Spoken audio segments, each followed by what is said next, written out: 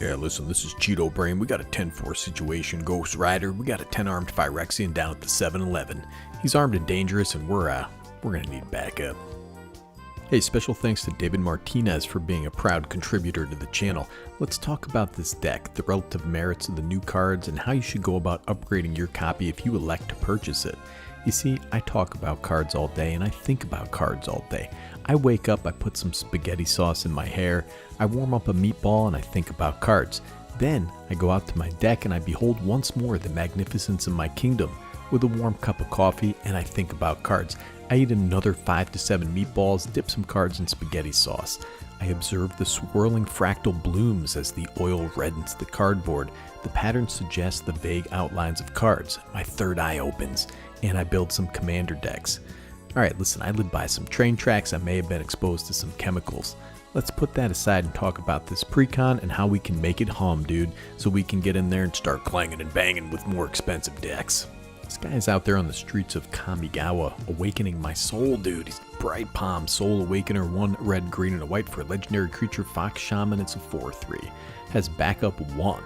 Whenever this creature attacks, double the number of +1/+1 counters on target creature. That creature can't be blocked by creatures with power 2 or less this turn. Alright, let's dissect this guy. This is going to be a counters deck, right? That's great.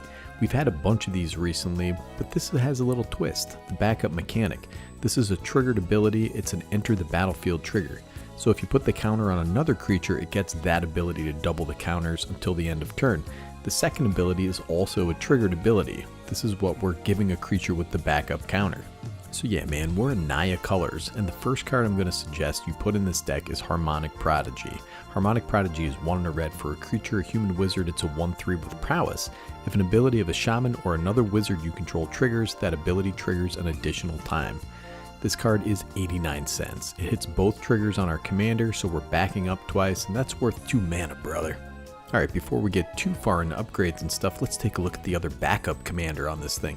You got Shalai and Halar. 1 red, green, and a white for a legendary creature, Angel Elf. It's a 3/3 with flying and vigilance. Whenever 1 or more +1/+1 counters are put on a creature you control, Shalai and Halar deal that much damage to target opponent. So this is direct damage and a counters theme in Naya. This is an interesting build around all by itself. The flying and vigilance make it a decent combat threat in the air, and it's an excellent backup target. Goes great in this deck or at the helm of a more focused deck that cares exclusively about putting massive counters on creatures. Alright, now these two got together back in the 1970s. It was a different time back then, dude. Angels and elves, they were rivals like the Jets and the Sharks. Back then, if you had a dust-up with the rival gang, the parties would dance aggressively at each other to a shared musical number. Anyways, after a particularly bloody gang war, these two fell in love and bought a disco. Alright, let's talk about some of the new cards, because that's the fun of buying a Precon, is you get all these new cards you can't get anywhere else. And if there's one thing I've learned, it's that elephants, who are actually human beings or anthropomorphized elephants anyway, they love sledgehammers, dude. They can't get enough of it, and this guy's the captain.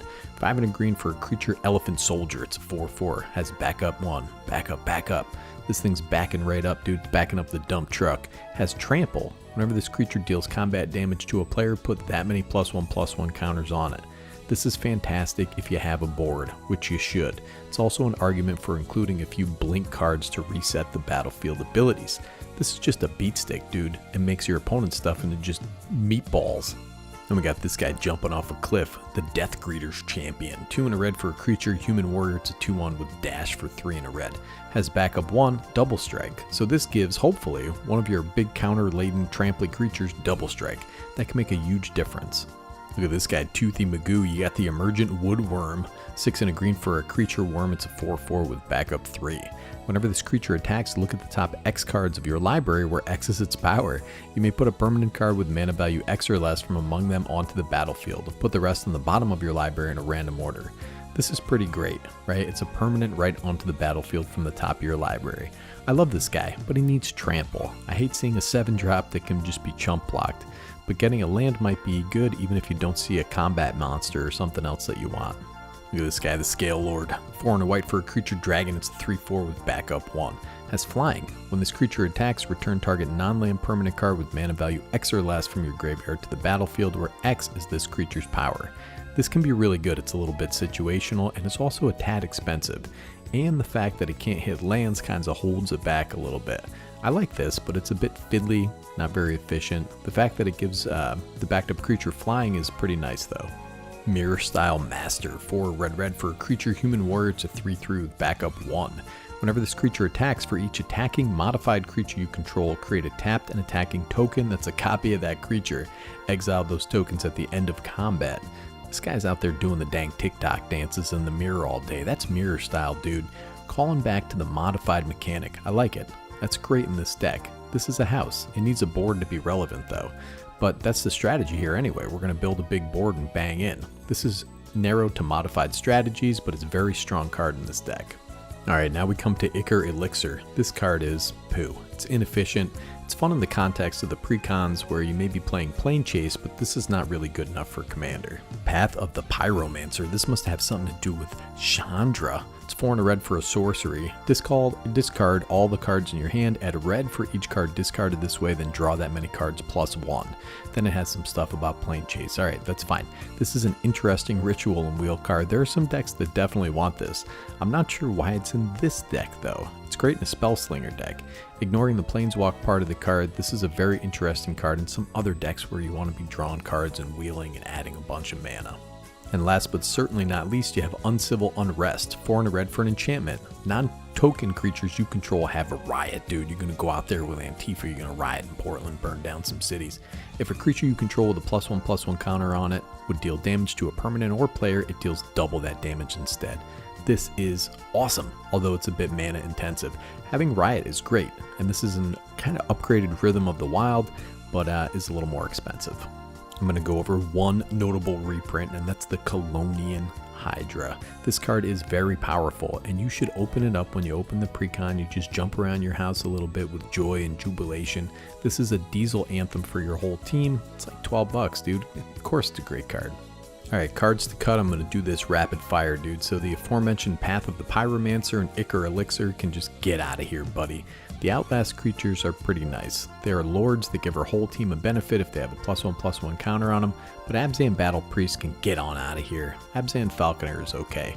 Alharu, this guy can get out of here too. Too fiddly, not enough benefit for 5 mana. I don't care about little spirit creature tokens, dude. Braun is a good card, but we have no sack outlets, no way to get it into the graveyard, no discard outlets. There are better ways to get trample for our entire team, and I can get into that later. You got Constable of the Realm out there, again, expensive, slow, and fiddly. Jamoka's command, also just inefficient. We should just be running Beast Within for this. Elite Scale Guard, 5 mana is too much, dude. Enduring Scale Lord, I mean, I guess it's a cool card, but not great for 6 mana. I will agree that it fits into this deck, but there are more impactful 6 drops. Flame Rush Rider is, again, a very sweet card. And Flame Shadow Conjuring, another sweet card, but they're not fantastic in this deck. We're putting counters on things, so they want them to stick around, not just make a token and go away. Falcon Wrath Exterminator, that guy's just a fiddly mess with no evasion and not a big enough payoff. Fractured Power Stone is fine, I guess. I'd rather just run a Mana Dork. This deck is all about counters on creatures. What am I doing with this little artifact out here? You got the High Sentinels. They're just a bunch of birds, dude. Get those birds out of here. I don't have time for birds. You got Hinder Vines. So this would be better if you just had an efficient protection spell, but I mean, it's fine in a budget deck. Ion Storm is also not a bad card, but I would cut it in favor of a straight removal spell. Krenko, dude, look at this guy. Got a nose job. Thinks he goes in every deck now. Looks like Wee Man from the Jackass movies. Get out of here, you noob. Looks like Shrek's ugly cousin. Then you got Mindless Automaton. Get that out of here. I'm flipping this card off a bridge. Triskelion is too inefficient in this deck. Better served as a combo piece somewhere else.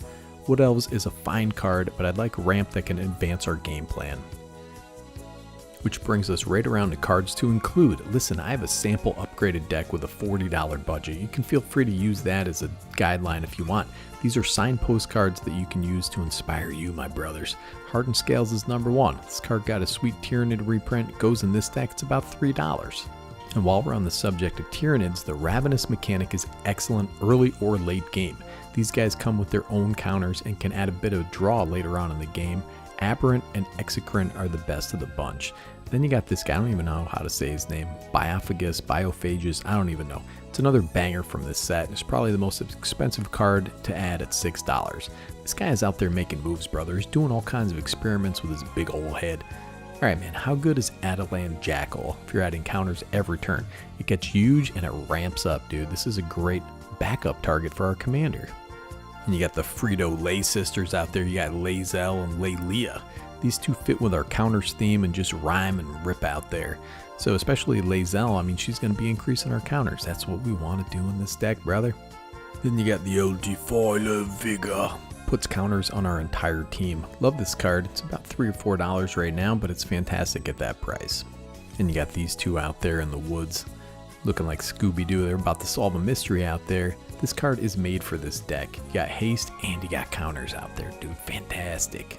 You ever heard of invigorating hot springs, dude? This is where the Bored Ape NFTs go to retire after their value reaches absolute zero. It modifies our creatures and gives our modified creatures haste. Many of our creatures are bringing their own counters to the party, and those that don't get them off the little monkey in the pool, dude. And you got Obama of the West tree out there. It's about $7, but I think it's totally worth it to stick in this deck.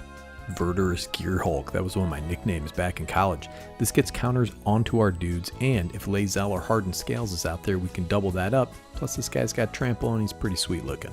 And we got the bloated contaminator. This is going to get out there and blast in for damage.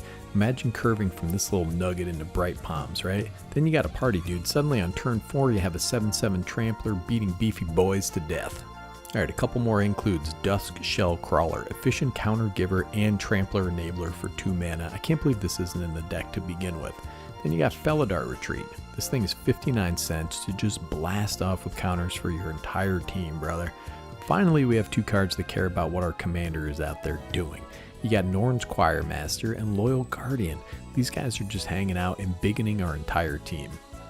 Yeah man, +1 counters decks have gotten a lot of love through the years. This deck will pack on lots of power by turn 7 or so. It's vulnerable to board wipe, so you may want to include some more protection spells. Do a Scryfall search for Bolster, Support, Evolve, Outlast, Ravenous, Modified, and a number of other keywords having to do with counters. This is a very easy deck to upgrade. Playtesting this, you need more removal, you need more draw, and there are certain staples you can lean on. You can check out my deck list for some of the ones I included.